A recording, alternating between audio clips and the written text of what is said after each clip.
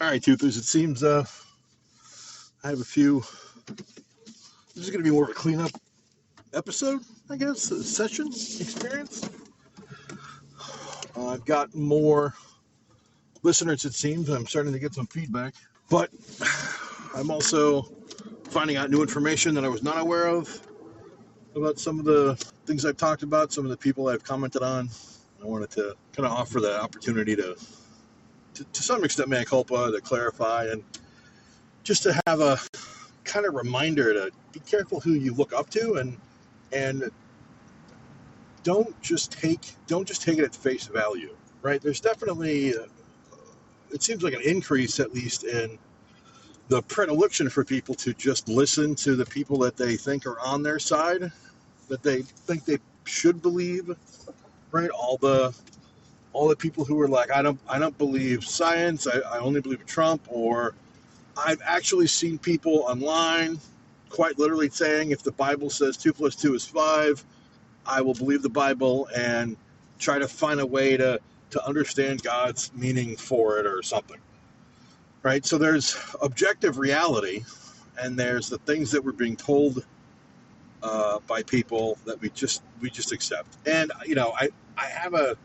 cynical approach that I think most people just want to be told. They just want to be left alone, right? That a lot of this stuff is just, it's not necessary to the day-to-day, so why are we worrying about it, right? It doesn't affect me personally, so why should I even care about any of this?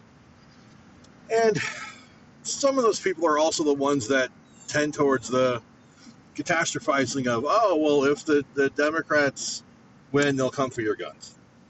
First of all, nobody's coming for your guns.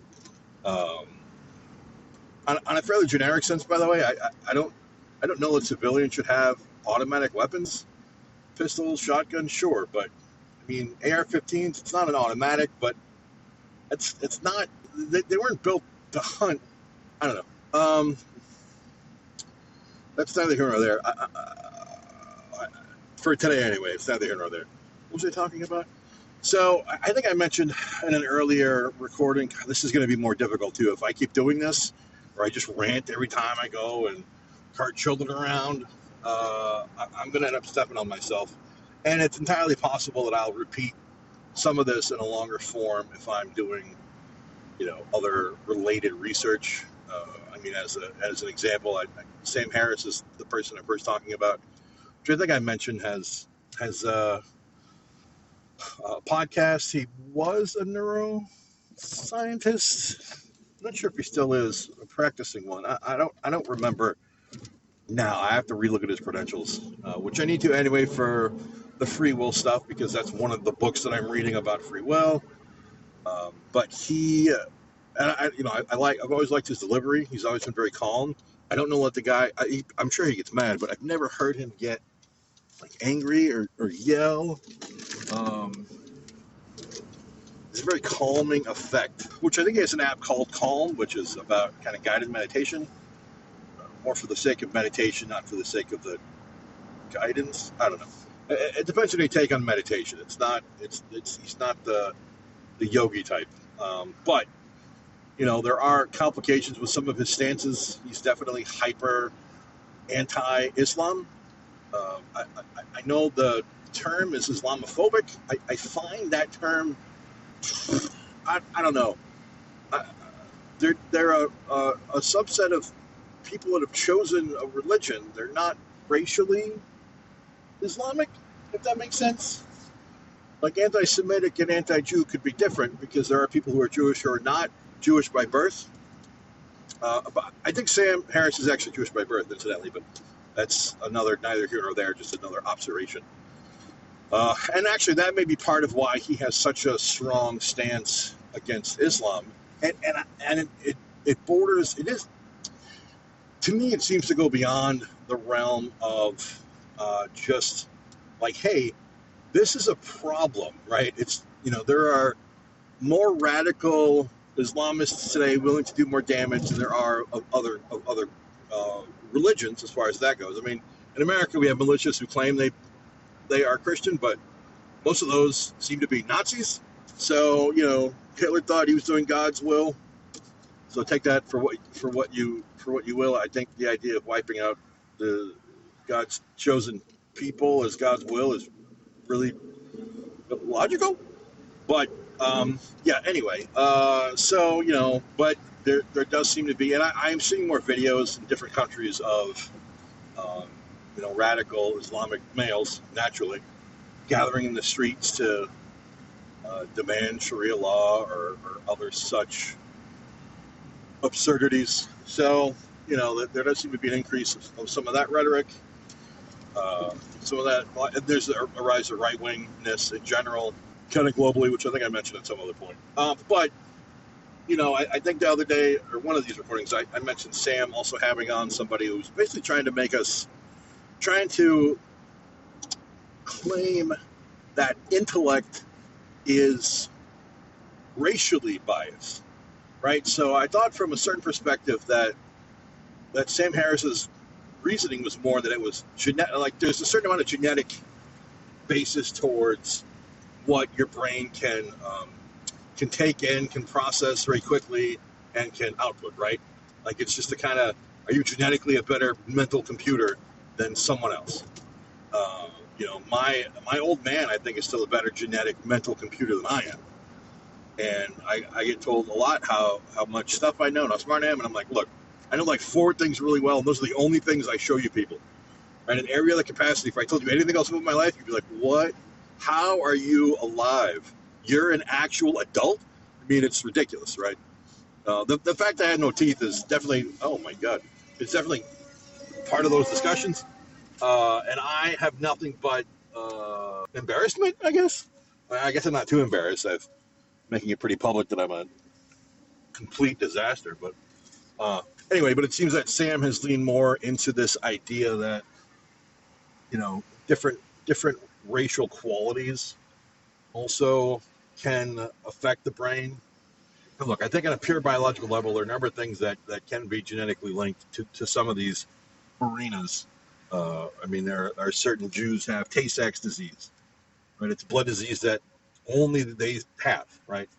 Uh, and there seem to be some, increases in medical concerns when Black people are afflicted with certain diseases or certain ailments, physical ailments. But the problem with that is, unfortunately, we don't have a lot of research on it because our capacity for supporting the Black community in this country is shit.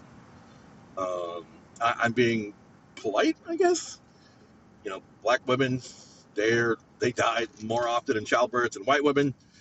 It's a whole thing, right? There's a lot to drag into this particular topic if I were to go any further into it, right? But the point that I'm trying to make here is that I do understand from like a biological level where the argument may um, have some minimal amount of merit, but it's not enough for me to then claim that just because of um, this particular potential proclivity, that means that all Black people are going to be not as smart as all white people. Like that doesn't make sense to me. Like that's not, all that tells me is it's a case by case basis, right? That if anything instills in me more that, hey, individually, yeah, I mean, you may be genetically predisposed towards a certain thing. However, you're still that individual person with all that genetic makeup and all those experiences and the way you've lived your life and all the stuff that goes into being a living, breathing person in society, wherever that happens to be, right? There are a lot of factors, and to drag it down to, oh well, if you're born this way, then clearly you're gonna be this. Like that doesn't make sense, right? Not on a biological level, and certainly not at that expansive or reductive kind of all X must be X. Like it's not viable at that place. I feel like I'm dragging this out a little more than I wanted to, but I really want to make the point that I don't. I think it's much more complicated, but it's also, I mean, it's much more complicated when you have to look at it. But it's simple in the sense that we're all people. Uh, anyway, so Sam. I used to really look up to Sam, and I'm starting to find more cracks in that armor. He's definitely. I mean, he's pro-Israel. I'm not. Again, I mean, he's Jewish. I'm not surprised.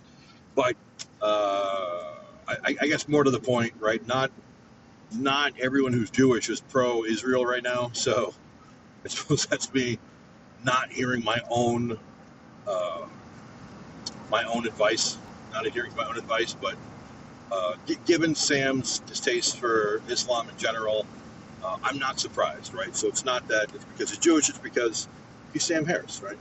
So, but that's also a problem for me in the sense that there's this term that keeps going around, Zionist, which I always thought was a Nazi term that people were using, but I'm hearing it more and more from other people. I guess it's more generic. I don't 100% understand what it means, but if it means that uh, Israelis should have a place to live, okay, yeah, sure. I put me in that camp. But if they're referring to more like an ultra perspective where uh, what's going on with the genocide and with the apartheid that Israel has been practicing for the entire time that it's existed in the modern era, then no, I'm not in that camp, right? I think what's going on with the people that we call Palestinian, I mean, it's reprehensible. I'm pretty sure I already talked about that, so I won't go to that any further. But it's still continuing, and it's been a year since that initial attack, which I still haven't looked into to figure out if there was if it was known beforehand or like, yeah, let's allow that to happen. I mean, we've all seen what happened when the Iron Dome functions. So the idea that some attacks could just happen seems weird. Uh, but, they've also kind of lied about not being able to target specific locations, and then they targeted specific locations. So it just, the more you look at it, the more it's Netanyahu and those people in those positions of power are just ethnic cleansing, genocide. They're just, they want it all, and it's terrible. It's reprehensible. Uh, anyway, so yeah, so I have to kind of rethink some of that. And I mean, not for nothing. I'm a big fan of. Well, I'm a fan of Christopher Hitchens in many respects, but he was also largely a dick, right? I mean, he was very knowledgeable, and he was very well traveled, and very well written. I mean, he was really, really good at his work and really qualified to make a lot of the points that he was making. But yeah, there were a lot of times where I was like, "Oh my God, man, dude, take it down a notch." And there are physicists that I like that are can be of the same ilk. Richard Dawkins is another person that comes to mind where he's really smart and he's worth all the accolades he's received. But I also find him to be a little pretentious, and it may partly be the nature of his accent and like vocal timbre, but it doesn't mean he's wrong. But then you got guys like Bill Maher, who I've never really understood why people like him, and he's definitely a guy where I'm like, God, if he told me 2 + 2 is 4, I would say that nope, it's 5, right? He's the kind of guy. I don't know that I care what he says. I'm probably not going to agree with it because he's that big a dick on the other side, right? As far as whatever side he's on now, I don't even know anymore. Yeah. Anyway, so kind of be mindful of some of the people that you are looking up to, and keep an eye on it, right? Don't just kind of sit back and be like, yeah. No, I like that guy. I like that guy. Oh, have you heard about this? I don't like that guy. Like, I mean, being a Diddy fan, right? Anybody who's a Diddy fan for all those years, they got to be back on their haunches. Like, what is going on? Like that, and it seems like a lot of people knew this was going on and they just weren't talking about it. But you know, Diddy, Michael Jackson with his stuff, Bill Cosby with his stuff. Look at Harvey Weinstein, all the movies that we love that he produced and helped get out there. We're like, God, he's a monster, right? It's being willing to accept that nobody's perfect, that we shouldn't be worshiping or holding people up to a weird heroic level, right? I mean, we pay sports players millions of dollars to ruin their bodies all for our entertainment, and then we worship them. There was some Boston Red Sox pitcher who died recently, and I think he was talking about how he felt like a warrior during he was a baseball pitcher, right? That's not. I don't know. I just think there's some hyperbole that we take a little too seriously. That was a weird diversion, but weirdly, it was a good segue because I did make some comments in one of the recordings. I think the most recent one, very generically about rich people not wanting their kids to be around the poors or other races. It's really that there are people of greater means who don't want that. They don't want their kids around kids that aren't part of their tribe, right? They don't want them around other non-rich kids. I lived Section 8 housing in an apartment complex that was not all Section 8, and we were looked down upon because we were Section 8. Like, you live in the same place. What's your deal? Like, this isn't, just because you live on the other side of that parking lot, your place is just as shabby as mine. Like, what is your deal? So I've experienced that firsthand, and it's weird. Some of that's weird. It's just people wanting to feel superior or feel like they have some kind of power or that they matter. Right? We want to matter, and that may be part of why I'm doing this too. But I matter to the handful of people that I care about, and I have some other people that show up every now and then. That's great. I'm not sure what if this takes off for real. I don't know how I'm going to react. I like to think that I'll stay who I am, which I is definitely the hope. But we'll see. We'll see how things progress. I have like 2 active listeners, I think, right now, so I'm not really planning out my retirement just yet.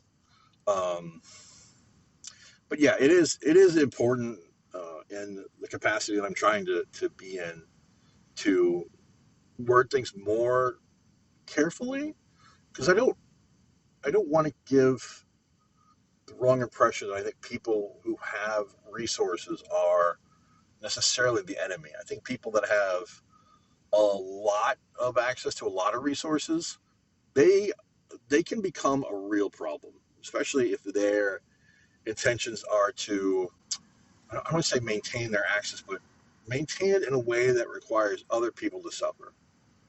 Right? Like, I don't believe that you can be a billionaire and still be ethical or moral,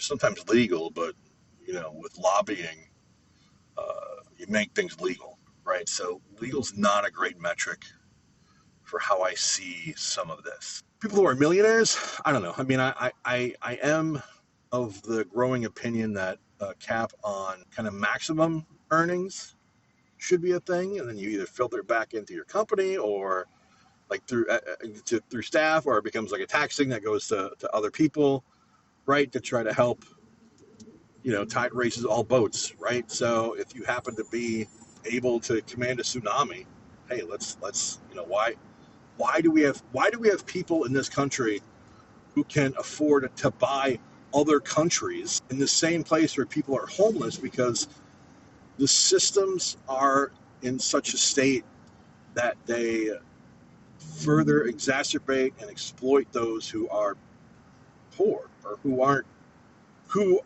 and these are people that are working. These are people that are trying and they can't, right? The system has become so messed up and so financially out of whack. If you look at the numbers of rent and income and just cost of living in general, the increase in those percentages versus the increase of average median income, it's insane. It's just insane. And I'd have to get. I mean, I don't have those in front of me.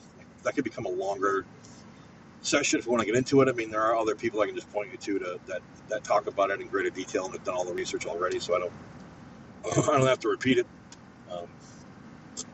But what was I talking about? Yeah. So rich people, they're not necessarily the enemy. I think people that have done well. I think there are jobs that are specialized enough that you should get something. You should get more, right? I think the difference between working from McDonald's to an attorney, I don't think people should make the same amount of money doing that. Um, but I don't think, you know, I think people like Elon Musk should exist with that amount of power, with that amount of influence, with that amount of money. Jeff Bezos, even what's his name? The Virgin guy, Richard Branson. Yeah, I don't think that level of wealth is good. But that's also not entirely what I'm talking about. But I did want to clarify that as far as the education thing goes. And there's definitely better videos to explain the education system. I made a comment about charter schools, and I think what I meant were private schools.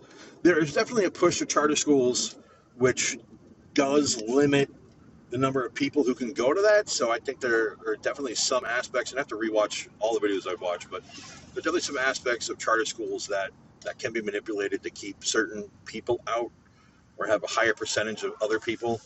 Because it's not a public school where they just take you. Like you still have to get in, right? I mean, my son's in one, and he got in because of a lottery, and he was not in like first place. I mean, I think it was like ninth place or something. I mean, they just wait and see if he was going to get picked, and eventually he did, which is great. But not everybody is as lucky, right? So and the inner workings of those behind the scenes, I don't. I mean, I can't conspiratorialize all of that because I don't know. But there are private schools that are more I'm going to say posh because that's what I'm used to from watching a bunch of UK stuff, but more geared towards people with money and to keep out the poors. And I definitely had racial elements because honestly, there's enough stuff going on in this country that people who are not white are generally going to be less well off because that's the way the system functions. Oh, the left lane is closed? Why are we getting over in this lane then if it's going to be the other lane? I'm on the wrong side of the road. Perfect. This should be fun. You hear me curse a couple times. I'll probably edit it out, but it's entirely possible I honk and give people the finger. Stupid little bridge. Anyway, all right. So to kind of continue on with the mea culpa stuff, I talked on one of the recordings about Anna Kasparian, right? And she's a producer and one of the co-hosts of a news outlet on YouTube and a bunch of the other services known as the Young Turks. I like the Young Turks. I know people that go back and forth on them, and I understand the guy running the show seems like he might be kind of a control freak. He will definitely shout down even his own people to get his point across. Um, and he's definitely he's progressive for sure, and I think he's gonna stay that way. But it doesn't mean he's perfect. Doesn't mean I looked at him as like a hero. I definitely kind of kept him at arm's length as some of that was, but uh, who's I talking about? Not that one. Oh yeah, Anna. So it seems that Anna's taking a turn for the psychotic. She has started lashing out more on like trans issues, and she's been making stuff up. I've been watching other people comment on this situation where it seems like she's saying that something happened to her, and people on the left are saying this, and this, and nobody said that. It's nowhere. There's nowhere that this has happened, right? So, but they've also been watching closely enough for several years, so they've seen her get worse and worse. And the theory seems to be more that she's just trying to get a bigger fan base and more money, right? She's got enough of a popularity, enough of a following, and she's tired of the nonsense on both sides, but if she can play to more of the right-wing base, she'll skyrocket her financial successes, right? So it seems like it's a purely capitalistic turn, potentially not her actual interests, but it also may be her actual interests. I don't really know. So it's tough to have people you're like, oh yeah, no, that's a really excellent point that you made, and then to be like, oh, you're nuts too. That's great. But anyway, I don't have a lot more to say about that as far as that goes. It's weird too, right? For a while, I thought she was the sane one between her and and the main host Cenk, but turns out she's just as nutty, but in a different way.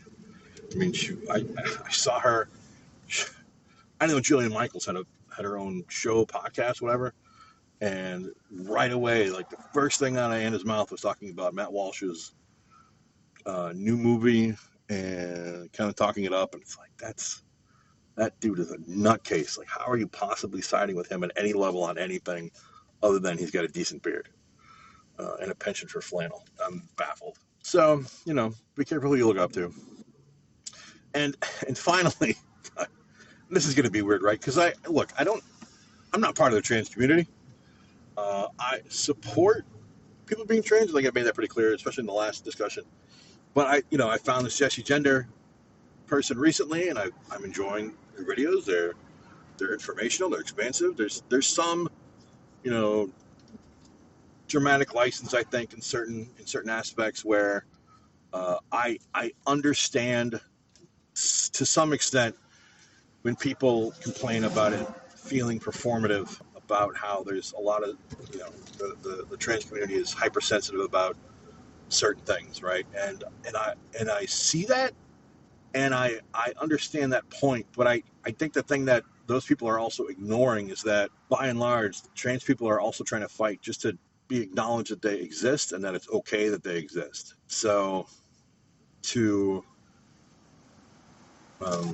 just kind of stand in this idea that if I get the pronouns wrong, they're going to freak out. Like, okay, well, what?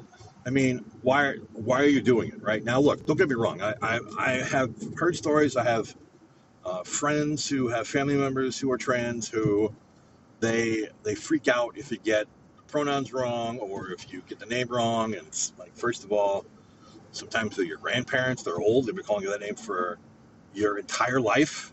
This just happened for you, and the whole concept is really unusual to them. So it's not top of mind. They're not doing it with intent. It's just second nature, especially when you got a lot of grandkids. You're going to say the name that you remember. You're like, oh my God, it's like you're not a new grandchild. To them, you're still that same person, right? That's the thing that I find most interesting, is that to them, you're still their grandchild, but you are asking them to respect that you're doing something different with yourself than what they know, right? So they can deserve a little slack. But I also know plenty of people who refuse to acknowledge it and just want to be dicks about it. Yeah, yell at those people. That's fine. So, but I do. Can I say so more than I say like? I gotta find another way to do this. I'm going to say so again. Like I feel compelled muscularly to say so again. Well, this is really hard not to say it. Anyway, I support the right to exist. I support a whole bunch of stuff, right? I think the limits that exist, kind of by and large, and transitioning, like medically, they're good, right? You can't just do that. You can't just walk into a 7-Eleven and do this. So I appreciate that they exist. Oh, that was the other thing I wanted to mention. Oh, so I wanted to correct the comment that I had made about Dave Chappelle asking, or doesn't it seem strange that the trans community are more widely accepted, or so quickly widely accepted, or so quickly became a protected class? And I understood the observation from the. Right, I don't know. I guess I could attribute his complaint as an observation for somebody who is a black man, whose people have been through so much, and they're still barely getting any level of respect by the systems, by a fair chunk of society, and all of a sudden now these trans people are, I mean, they're not new, but as far as being discussed, it's pretty new. And it seems like they're getting better treatment out the gate, right? And my counter to that I forgot to mention is I wondered if that's because maybe we as a society are getting better at understanding marginalized groups, right? There are more younger people who don't care about a lot of the hate that's coming out, a lot of the hate that is out. So maybe that's why there's seems to be more of a push to accept the trans group, because they're the newest ones to become kind of popular in the public sphere, and um, people want them to feel, or people want them to be accepted more quickly. Like maybe we're just growing, which would be nice.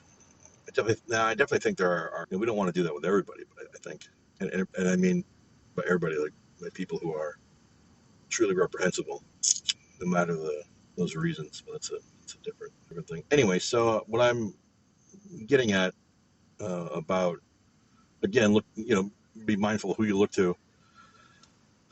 So Jesse Gender did a video, I guess, about the genocide going on over in Israel, right? And it wasn't a very long video, at least not for her.